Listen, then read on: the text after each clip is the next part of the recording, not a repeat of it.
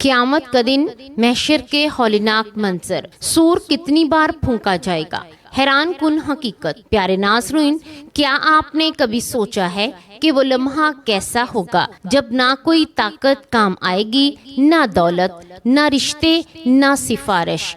وہ دن جب سورج سروں کے بالکل قریب ہوگا، زمین اپنے راز اگل دے گی اور ہر انسان اپنی زندگی کا ایک ایک لمحہ اپنی آنکھوں کے سامنے دیکھے گا۔ تصور کیجئے، اربوں انسان ایک ہی میدان میں جمع ہوں، ہر طرف خوف، خاموشی، بے بسی اور انتظار ہو۔ آخر اس دن ایسا کیا ہونے والا ہے کہ انبیاء کرام بھی نفسی نفسی پکاریں گے؟ میدان محشر کا وہ منظر کیسا ہوگا جسے سن کر دل کانپ اٹھتا ہے؟ آج کی اس ویڈیو میں ہم قرآن و سنت کی روشنی میں قیامت کے دن کے انہی ہولناک مناظر کا ذکر کریں گے جو ہر صاحب ایمان کو اپنی زندگی پر دوبارہ غور کرنے پر مجبور کر دیتے ہیں۔ اگر آپ بھی جاننا چاہتے ہیں کہ میدان محشر میں انسان کے ساتھ کیا کچھ پیش آئے گا، حساب و کتاب کیسے ہوگا اور نجات پانے والے خوش نصیب کون ہوں گے، تو اس ویڈیو کو آخر تک ضرور دیکھیے۔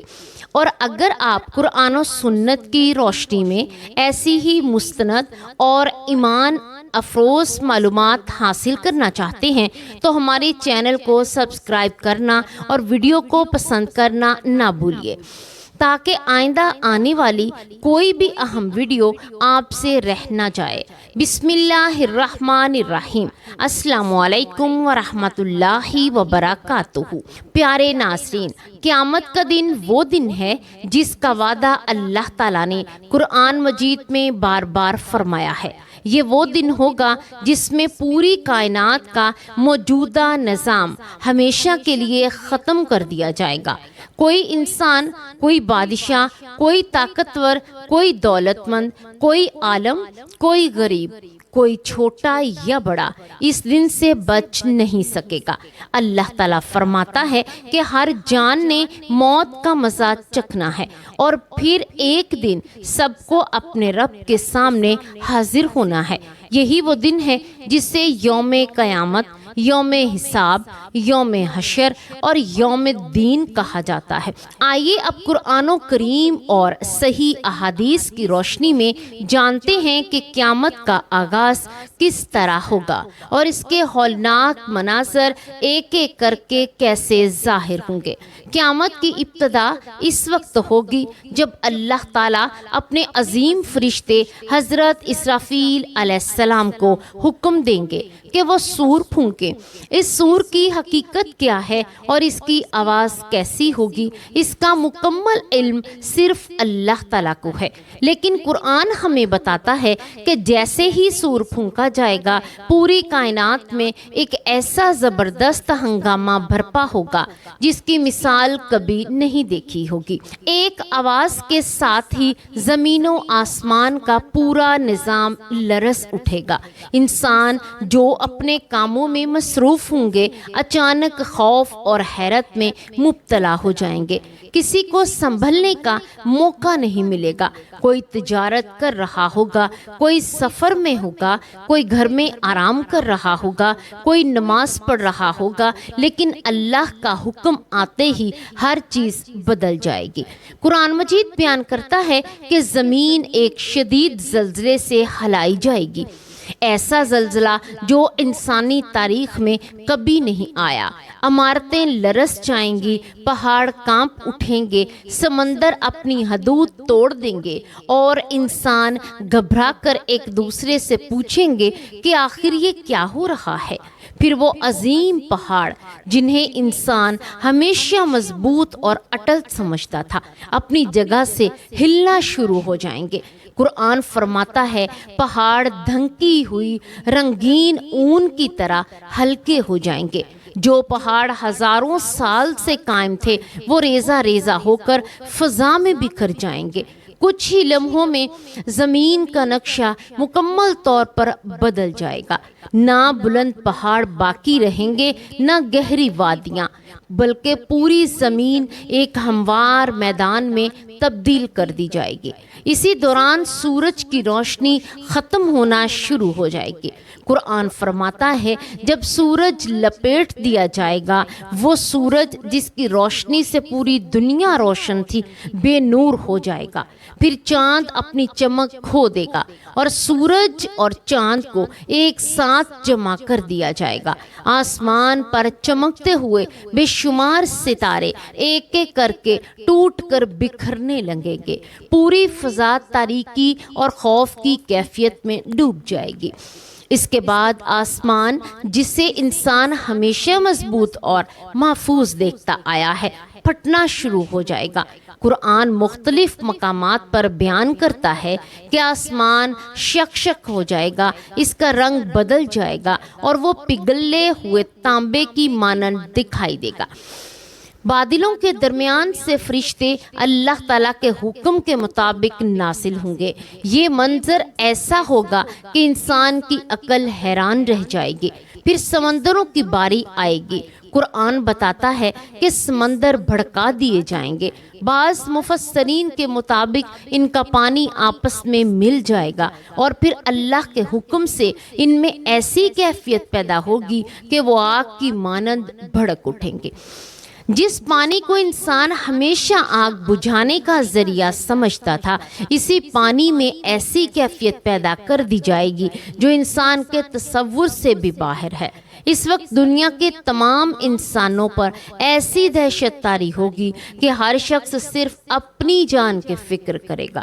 قرآن فرماتا ہے دودھ پلانے والی مائیں اپنے شیر خوار بچے کو بھول جائیں گی۔ حاملہ عورت کا حمل گر جائے گا۔ لوگ ایسے دکھائی دیں گے جیسے نشے میں ہوں، حالانکہ وہ نشے میں نہیں ہوں گے، بلکہ اللہ کے عذاب کا خوف اتنا شدید ہوگا۔ انسان اپنی طاقت، دولت، رشتہ داری اور دنیاوی مرتبے پر ہمیشہ فخر کرتا تھا، لیکن اس دن یہ سب بے معنی ہو جائے گا۔ بادشاہ اور فقیر، امیر اور غریب، طاقتور اور کمزور، سب ایک ہی خوف میں مبتلا ہوں گے۔ کسی کو کسی کی مدد کی طاقت نہیں ہوگی، نہ محافظ کام آئیں گے، نہ فوجیں، نہ خزانے، نہ دنیا کی کوئی ایجاد۔ ہر طرف صرف اللہ تعالیٰ کی قدرت کا ظہور ہوگا۔ پھر سور کی اس پہلی آواز کے نتیجے میں اللہ تعالیٰ جس کے بارے میں چاہیں گے، اس کے علاوہ تمام جاندار موت کا شکار ہو جائیں گے۔ انسان، جنات، جانور، پرندے، حتیٰ کہ وہ عظیم مخلوقات بھی جنہیں انسان کبھی دیکھ نہیں سکا، سب اللہ کے حکم سے ختم ہو جائیں گے۔ پوری دنیا میں ایسی خاموشی چھا جائے گی جس کا تصور بھی ممکن نہیں۔ جہاں کبھی زندگی کی رونق تھی وہاں مکمل سکوت ہوگا، نہ کسی انسان کی آواز، نہ کسی پرندے کی چہچہاہٹ، نہ سمندر کی لہریں اور نہ ہوا کی سرسراہٹ۔ صرف اللہ تعالیٰ کی بادشاہی باقی رہے گی، کیونکہ ہمیشہ سے بادشاہی اسی کی تھی اور ہمیشہ اسی کی ہی رہے گی۔ یہ قیامت کا دن صرف آغاز ہوگا، ابھی نہ حساب شروع ہوا ہے، نہ میدان محشر قائم ہوا ہے، نہ قبروں سے اٹھنا ہوا ہے۔ اس کے بعد اللہ تعالیٰ دوبارہ سور پھونکنے کا حکم دیں گے اور وہ منظر شروع ہوگا جسے دیکھ کر ہر انسان اپنی پوری دنیاوی زندگی کو یاد کرے گا۔ قبریں کھل جائیں گی، مردے زندہ ہو جائیں گے اور پوری انسانیت اپنے رب کے حضور حاضر ہونے کے لیے میدان محشر کی طرف روانہ ہوں گی۔ پھر ایک ایسا وقت آئے گا جس کا دورانیہ صرف اللہ تعالیٰ ہی جانتا ہے، جب پوری کائنات خاموش ہو چکی ہوگی، نہ زمین پر کوئی انسان باقی ہوگا، نہ آسمانوں میں زندگی کی وہ کیفیت ہوگی۔ جو پہلے تھی، پھر اللہ تعالیٰ حضرت اسرافیل علیہ السلام کو دوبارہ سور پھونکنے کا حکم دیں گے۔ جیسے ہی دوسرا سور پھونکا جائے گا، اللہ تعالیٰ اپنے حکم کن سے تمام انسانوں کو دوبارہ زندہ کر دیں گے۔ قرآن کریم فرماتا ہے کہ پھر ایک اور بار سور پھونکا جائے گا، جو سب لوگ اچانک کھڑے اپنے رب کی طرف دیکھ رہے ہوں گے۔ صدیوں سے قبروں میں دفن انسان جو مٹی بن چکے تھے، جن کی ہڈیاں بوسیدہ ہو چکی تھیں، جن کا جسموں کا کوئی نشان باقی نہ رہا، اللہ تعالیٰ کی قدرت سے دوبارہ زندہ کیے جائیں گے۔ جس دن رب نے پہلی بار پیدا کیا، اس کے لیے دوبارہ پیدا کرنا ہرگز مشکل نہیں۔ قرآن بار بار انسان کو یاد دلاتا ہے کہ کیا وہ سمجھتا ہے کہ ہم اس کی ہڈیوں کو دوبارہ جمع نہیں کر سکتے؟ کیوں نہیں، ہم تو ان کی انگلیوں کے پور پور تک دوبارہ درست کر سکتے ہیں۔ پھر زمین اپنا بوجھ باہر نکال دے گی، ہر قبر کھل جائے گی، ہر انسان حیران پریشان اپنی قبر سے نکل کھڑا ہوگا۔ قرآن فرماتا ہے کہ لوگ قبروں سے اس طرح نکلیں گے جیسے کہ ٹڈیاں ہر طرف پھیل جاتی ہیں۔ ہر شخص جلدی جلدی ایک آواز کی طرف بڑھے گا، کیونکہ اس دن کسی کو اختیار نہیں ہوگا کہ وہ روک سکے یا واپس آ سکے۔ جو لوگ دنیا میں قیامت کا انتظار کرتے تھے، وہ حیرت سے کہیں گے، ہائے میری بربادی، ہمیں ہماری خوابگاہ سے کس نے اٹھا دیا؟ لیکن فوراً انہیں جواب ملے گا کہ یہی وہ وعدہ تھا جو رحمان نے کیا تھا اور رسولوں نے سچ فرمایا تھا۔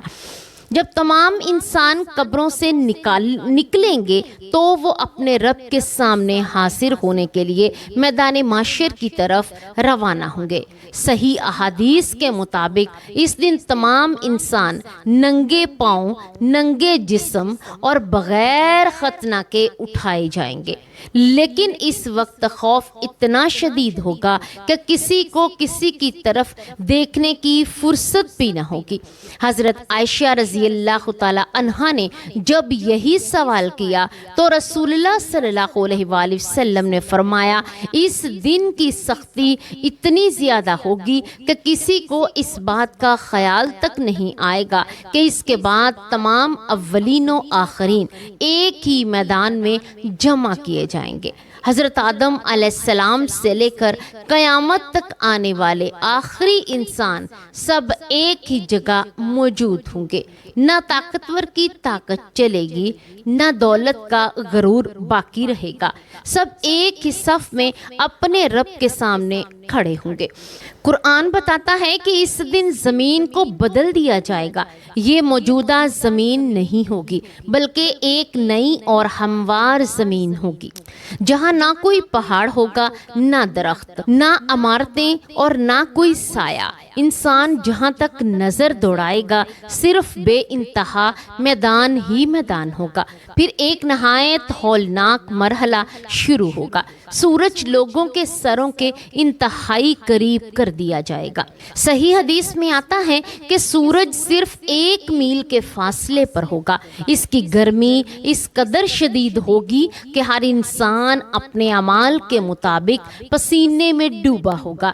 کسی کا پسینہ صرف ٹخنوں تک ہوگا، کسی کا گھٹنوں تک، کسی کا کمر تک اور کسی کا سینے تک، اور کچھ ایسے بھی ہوں گے جنہیں ان کا اپنا پسینہ منہ تک ڈھانپ لے گا اور وہ اس میں ڈوبے ہوئے ہوں گے۔ یہ فرق صرف دنیا میں کیے گئے اعمال کی وجہ سے ہوگا۔ اس میدان میں لاکھوں نہیں، کروڑوں نہیں، بلکہ حضرت آدم علیہ السلام سے لے کر آخری انسان تک سب کھڑے ہوں گے۔ انتظار اتنا طویل ہوگا کہ انسان بے چین ہو جائیں گے۔ صحیح حدیث سے معلوم ہوتا ہے یہ انتظار بہت طویل ہوگا، یہاں تک کہ لوگ آپس میں مشورہ کریں گے کہ کوئی ایسا وسیلہ تلاش کیا جائے جو اللہ تعالیٰ سے حساب شروع ہونے کی سفارش کرے، تاکہ اس سخت انتظار سے نجات نجات ملے۔ چنانچہ لوگ سب سے پہلے حضرت آدم علیہ السلام کی خدمت میں حاضر ہوں گے۔ وہ عرض کریں گے آپ ہمارے باپ ہیں، اللہ تعالیٰ نے اپنے ہاتھ سے آپ کو پیدا فرمایا، فرشتوں کو آپ کے سامنے سجدہ کرنے کا حکم دیا، آپ ہمارے لیے اپنے رب سے سفارش کیجئے۔ لیکن حضرت آدم علیہ السلام اپنی ایک لغزش کو یاد کریں گے اور فرمائیں گے آج میرا رب اس قدر غضبناک ہے کہ اس سے پہلے کبھی نہیں ہوا اور نہ اس کے بعد کبھی ہوگا۔ نفسی نفسی، میری اپنی جان، میری اپنی جان، تم حضرت نوح علیہ السلام کے پاس جاؤ۔ لوگ حضرت نوح علیہ السلام کے پاس جائیں گے، پھر حضرت ابراہیم علیہ السلام کے پاس، پھر حضرت موسیٰ علیہ السلام کے پاس، پھر حضرت عیسیٰ علیہ السلام کے پاس۔ ہر جلیل القدر نبی اللہ تعالیٰ کی عظمت اور اس دن کی ہیبت کے باعث یہی فرمائیں گے نفسی نفسی، یعنی آج مجھے اپنی فکر ہے، کسی اور کی نہیں۔ آخر کار سب لوگ ہمارے آقا حضرت محمد مصطفیٰ صلی اللہ علیہ وآلہ وسلم کی خدمت میں حاضر ہوں گے، اور وہی وہ عظیم مقام ہوگا جسے مقام محمود کہا جاتا ہے، جہاں اللہ تعالیٰ اپنے محبوب صلی اللہ علیہ وآلہ وسلم کو عظیم شفاعت نصیب فرمائیں گے اور حساب و کتاب کا آغاز ہوگا۔ یہ وہ لمحہ ہوگا جس کا پوری انسانیت صدیوں سے انتظار کر رہی ہوگی، کیونکہ اب ہر انسان کے اعمال اس کے سامنے پیش کیے جانے والے ہوں گے۔ کسی پر ذرا برابر ظلم نہیں ہوگا، نہ کسی کی نیکی کم کی جائے گی، نہ کسی کا گناہ ایک دوسرے کے میں ڈالا جائے گا۔ ہر شخص اپنے ہی اعمال کا جواب دے گا، کیونکہ اللہ تعالیٰ کامل انصاف کرنے والا ہے۔ جب اللہ تعالیٰ کے حکم سے حساب و کتاب کا آغاز ہوگا تو سب سے پہلے ہر انسان کو اس کا نامہ اعمال دیا جائے گا۔ یہ وہ کتاب ہوگی جس میں انسان کی پوری زندگی کا ایک ایک لفظ، ایک ایک نیکی اور ایک ایک گناہ محفوظ ہوگا۔ قرآن کریم بیان کرتا ہے کہ اس دن انسان حیرت سے کہے گا ہائے میری بدبختی، یہ کیسی کتاب ہے، اس نے کوئی چھوٹی بات بھی نہیں چھوڑی نہ بڑی، مگر سب کچھ شمار کر رکھا ہے۔ پھر ہر شخص اپنے اعمال کو اپنی آنکھوں کے سامنے موجود پائے گا اور اللہ تعالیٰ کسی پر ذرا برابر بھی ظلم نہیں فرمائے گا۔ جن خوش نصیب لوگوں کو ان کا نامہ اعمال دائیں ہاتھ میں دیا جائے گا، ان کے چہرے خوشی سے دھمک اٹھیں گے۔ وہ فخر سے اپنے ارد گرد کے لوگوں سے کہیں گے آؤ میرا نامہ اعمال پڑھو۔ مجھے یقین تھا کہ ایک دن مجھے اپنے رب کے سامنے حاضر ہونا ہے۔ ایسے لوگوں کے لیے اللہ تعالیٰ نے دائمی نعمتوں والی جنت تیار کر رکھی ہے، لیکن جن بد نصیب لوگوں کو ان کا نامہ اعمال بائیں ہاتھ میں دیا جائے گا اور ان کی پیٹھ کے پیچھے سے دیا جائے گا، وہ حسرت سے پکار اٹھیں گے کاش کہ مجھے میرا نامہ اعمال نہ دیا جاتا اور میں نہ جانتا کہ میرا حساب کیا ہے۔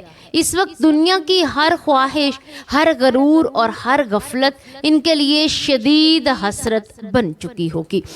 اس کے بعد میزان یعنی اعمال کا ترازو قائم کیا جائے گا۔ یہ کوئی عام ترازو نہیں ہوگا، بلکہ اللہ تعالیٰ کا مقرر کردہ ایسا میزان ہوگا جس میں ہر انسان کے اعمال انصاف کے ساتھ تولے جائیں گے۔ قرآن مجید فرماتا ہے کہ قیامت کے دن انصاف کے ترازو قائم کیے جائیں گے، اس لیے کسی پر ذرا برابر بھی ظلم نہیں ہوگا۔ اگر ایک رائی کے دانے کے برابر بھی کوئی نیکی یا برائی ہوگی تو اللہ تعالیٰ اسے بھی سامنے لے آئے گا۔ اسی دن انسان کو معلوم ہوگا کہ دنیا میں ادا کی گئی ایک سچی نماز، ایک خالص صدقہ، کسی مظلوم کی مدد، والدین کے ساتھ حسن سلوک یا اللہ تعالیٰ کی رضا کے لیے کیا گیا ایک معمولی سا عمل بھی کتنا قیمتی تھا۔ اسی طرح ایک جھوٹ، ایک ظلم، کسی کا حق مارنا، غیبت، تکبر اور گناہوں میں گزری زندگی بھی ترازو میں اپنا وزن رکھے گی۔ اسی دن کسی کے ساتھ ناانصافی نہیں ہوگی، بلکہ ہر شخص کو اس کے اپنے اعمال کا پورا بدلہ دیا جائے گا۔ پھر بندوں کے درمیان حقوق کا فیصلہ ہوگا۔ اگر کسی نے کسی پر ظلم کیا ہوگا، کسی کی عزت مجروح کی ہوگی، کسی کا مال ناحق لیا ہوگا یا کسی کا حق دبایا ہوگا، تو اس دن دنیا کی کرنسی نہیں چلے گی، وہاں نیکیوں اور برائیوں کے ذریعے حساب ہوگا۔ ظالم کی نیکیاں مظلوم کو دی جائیں گی، اور اگر نیکیاں ختم ہو جائیں تو مظلوم کے گناہ ظالم پر ڈال دیے جائیں گے۔ یہی وہ حقیقی دیوالیہ پن ہے جس کے بارے میں رسول اللہ صلی اللہ علیہ وآلہ وسلم نے اپنی امت کو خبردار فرمایا ہے۔ اس کے بعد اللہ تعالیٰ کے حکم سے پل صراط قائم کیا جائے گا جو جہنم کے اوپر ہوگا۔ صحیح احادیث میں آتا ہے یہ پل بال سے بھی زیادہ باریک اور تلوار سے بھی زیادہ تیز ہوگا۔ ہر انسان کو اسی پل سے گزرنا ہوگا۔ مومن اپنے ایمان اور اعمال کے مطابق اس پر مختلف رفتار سے گزریں گے۔ کچھ لوگ بجلی کی چمک کی طرح، کچھ تیز ہوا کی طرح، کچھ تیز رفتار گھوڑوں کی طرح، کچھ روتے ہوئے اور کچھ چلتے ہوئے، کچھ رینگتے ہوئے آگے بڑھیں گے۔ لیکن جن کے اعمال کمزور ہوں گے انہیں پل پر لگے کانٹے اپنی گرفت میں لے لیں گے۔ بعض زخمی ہو کر بچ جائیں گے اور بعض جہنم میں گر جائیں گے۔ یہ سب اللہ تعالیٰ کے کامل عدل اور انصاف کے مطابق ہوگا۔ جب تمام فیصلے مکمل ہو جائیں گے تو اللہ تعالیٰ اپنے فضل و رحمت سے اہل ایمان کو جنت میں داخل ہونے کا حکم عطا فرمائیں گے، جبکہ کفر اور سرکشی پر مرنے والوں اور جن کے بارے میں اللہ تعالیٰ فیصلہ فرمائے گا انہیں جہنم کی طرف لے جایا جائے گا۔ اس دن ہر انسان اپنی ابدی منزل کو اپنی آنکھوں سے دیکھ لے گا۔ ایک طرف ایسی جنت ہوگی جس کے نیچے نہریں بہتی ہوں گی، جہاں نہ موت ہوگی، نہ بیماری، نہ غم، نہ بڑھاپا اور نہ کوئی تکلیف۔ دوسری طرف جہنم ہوگی جس کا عذاب نہایت سخت اور ہولناک ہوگا، جس سے اللہ تعالیٰ نے دنیا میں بار بار خبردار فرمایا ہے۔ ناظرین اکرام، قیامت کا یہ پورا منظر ہمیں خوف زندہ کرنے کے ساتھ ساتھ اپنی زندگی سنوارنے کی دعوت بھی دیتا ہے۔ ہم ابھی مہلت باقی ہے، توبہ کا دروازہ کھلا ہے، نیک اعمال کا موقع موجود ہے، اور اللہ تعالیٰ کی رحمت اپنے بندوں کے لیے بہت وسیع ہے۔ عقل مند وہی ہے جو اس آنے والے دن کی تیاری آج ہی سے شروع کر دے، کیونکہ جب قیامت برپا ہو جائے گی تو نہ توبہ قبول ہوگی، نہ عمل کرنے کا کوئی موقع باقی رہے گا۔ اے اللہ، ہمیں قیامت کے دن کی سختیوں سے اپنی رحمت کے سائے میں محفوظ فرما، ہمارا حساب آسان فرما، ہمارا نامہ اعمال ہمارے دائیں ہاتھ میں عطا فرما، ہماری نیکیوں کے پلڑے کو بھاری فرما اور ہمیں پل صراط سے سلامتی کے ساتھ گزار دے۔ اے اللہ، ہمیں اپنے محبوب رب نبی حضرت محمد مصطفیٰ صلی اللہ علیہ وآلہ وسلم کی شفاعت نصیب فرما، ہماری بخشش فرما، ہمیں اپنے فضل و کرم سے جنت الفردوس میں داخل فرما۔ آمین یا رب العالمین۔